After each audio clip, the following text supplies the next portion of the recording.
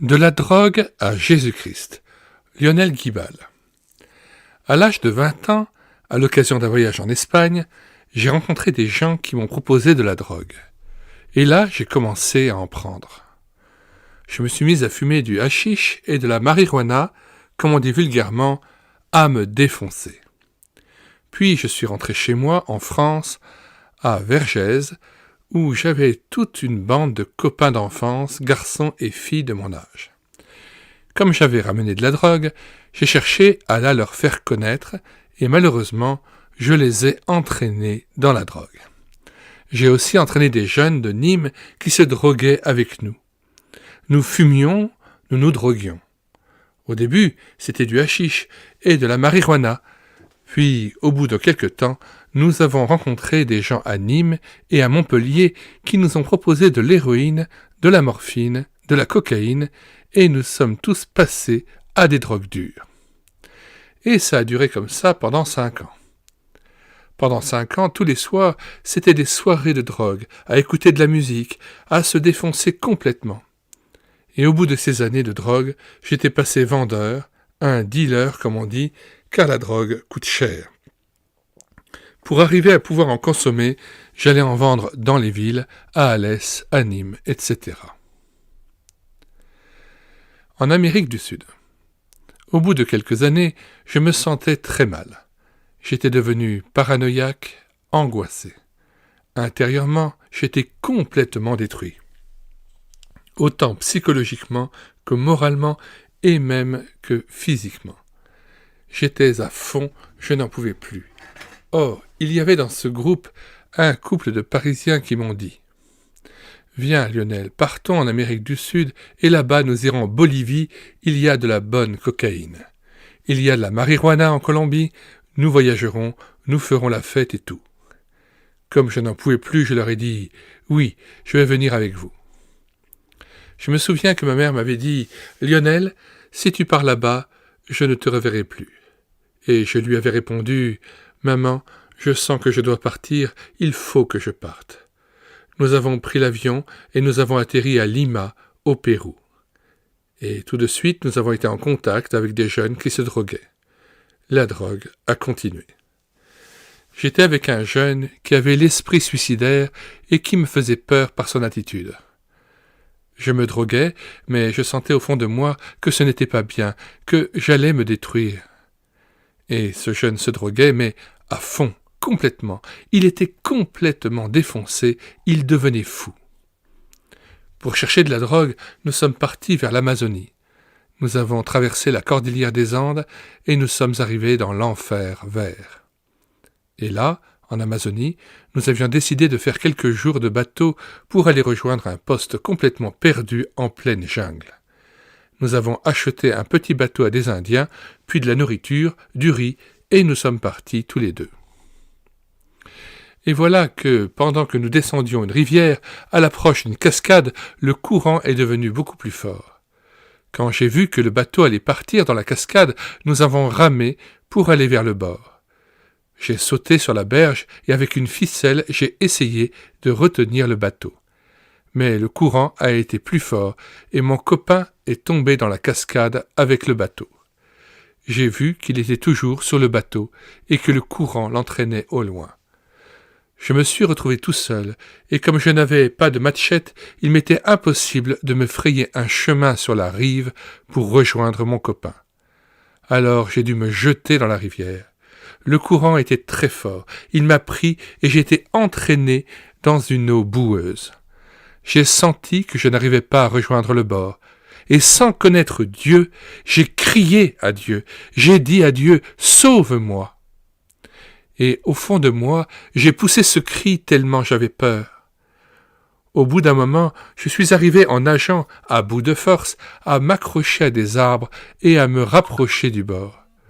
Puis j'ai continué pendant longtemps et finalement j'ai retrouvé mon copain plus loin, qui m'attendait ne pouvant rien faire d'autre. J'ai réalisé que c'était dangereux de continuer avec lui. Je lui ai dit « Je me retire, je ne veux plus continuer avec toi ». Il voulait aller en Bolivie, chercher de la drogue, de la cocaïne, et moi je sentais que je ne devais pas suivre ce garçon, qu'il était trop dangereux. J'ai appris plus tard que par la suite, il est mort d'une overdose. Alors, lui est parti vers la Bolivie, et moi, je suis remonté.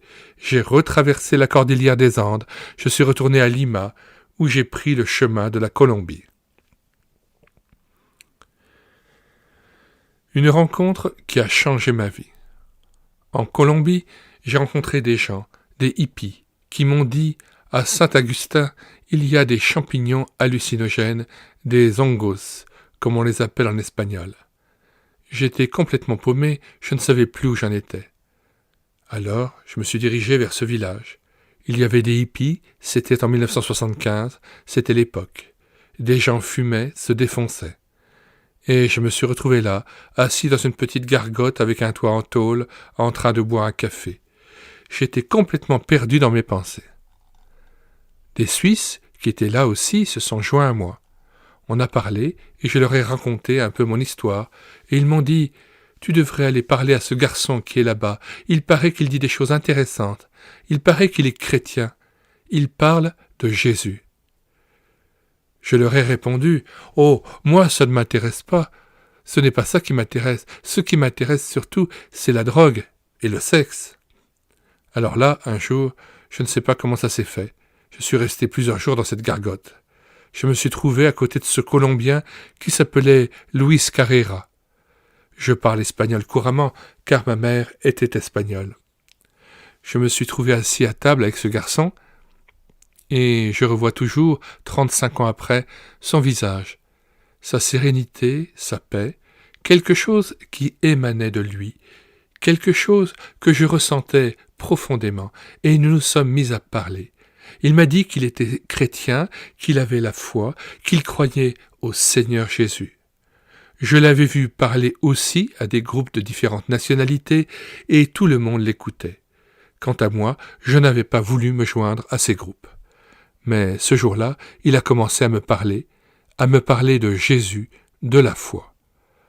Alors je lui ai rayonné, je lui ai dit « Tu sais, Louis, tout ça, ce n'est pas pour moi. Moi, ce qui m'intéresse, c'est de me défoncer et d'avoir des relations avec des femmes et des filles. Le reste, ça ne m'intéresse pas. » Alors, je me souviens qu'il m'a répondu « Lionel, si tu continues dans ce chemin, tu vas te perdre. » Sa réponse m'a profondément impressionné.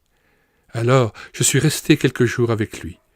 Je sentais profondément qu'il avait en lui quelque chose que moi, je ne possédais pas. Je sentais une présence dans le cœur de ce garçon, je sentais une force, je sentais un amour, je sentais une profondeur, une joie qui émanait de lui. Et je lui ai dit « Louis, tu crois que moi aussi je pourrais connaître cette joie, cette paix que tu as, cette présence ? Tu es habité, Louis, tu as quelque chose. » Il m'a dit « Oui, j'ai le Christ qui est en moi. » Et alors là, j'ai commencé à lui demander qu'est-ce que je devais faire pour qu'en moi aussi, le Christ puisse venir combler ce vide, cette soif d'amour. Je dois dire que quand j'étais en France, pendant que je me droguais, il y avait quand même une recherche dans cette drogue. Il y avait quand même une quête du sens de la vie. Je me demandais avec mes copains, qu'est-ce qu'on fait là ? Travailler, ce n'est pas ça qui va remplir notre être. L'argent non plus, quoique nous faisions du trafic. Nous cherchions quelque chose. Nous ne savions pas ce que nous cherchions, mais nous étions en recherche de quelque chose. Je me souviens que nous écoutions un certain style de musique. C'était une musique américaine où l'on posait des questions. À ma question, Louis m'a répondu « Lionel, tu n'as simplement qu'à ouvrir ton cœur et laisser le Christ remplir ce vide qui est en toi. Laisser le Christ pénétrer à l'intérieur de toi-même et remplir ce vide. » Il ne m'a pas dit que j'étais un pécheur, il ne m'a pas dit que j'avais commis des péchés, mais il m'a dit que lui aussi était un ancien drogué, et que depuis qu'il avait laissé Jésus entrer dans son cœur, le vide était comblé, la paix était venue, et avait pris la place de la paranoïa et de l'angoisse. Parce que voilà ce que la drogue peut faire. Elle produit une certaine ivresse, mais après c'est pire. Il y a une crainte qui s'installe dans l'homme. Et alors je lui ai dit, « Louis, moi aussi je veux que ce Christ, ce Jésus dont tu me parles, que je ne connais pas, je voudrais aussi qu'il rentre dans mon cœur. » J'ai appris une chose surprenante. Un mois avant, Louis était à Bogota, et il avait eu le sentiment profond que Dieu lui disait « Va à Sant Agustín.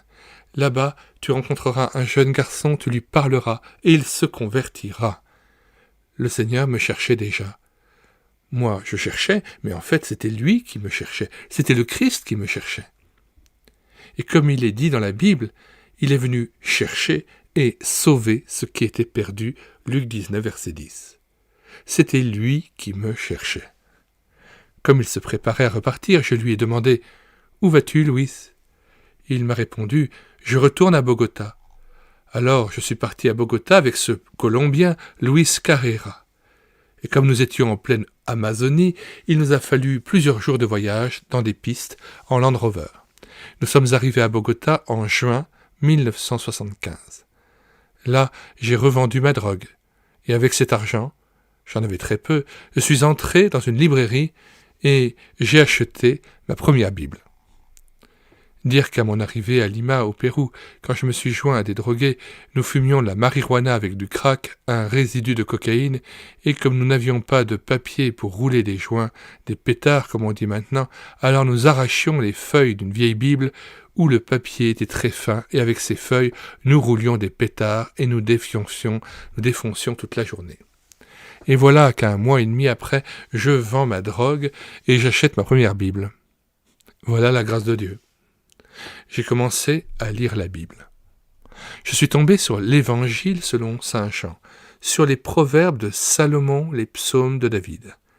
Je me suis rendu compte que c'était cela que je cherchais, cette sagesse, cette plénitude, cette paternité. La parole de Dieu, la Bible, me disait « mon fils ».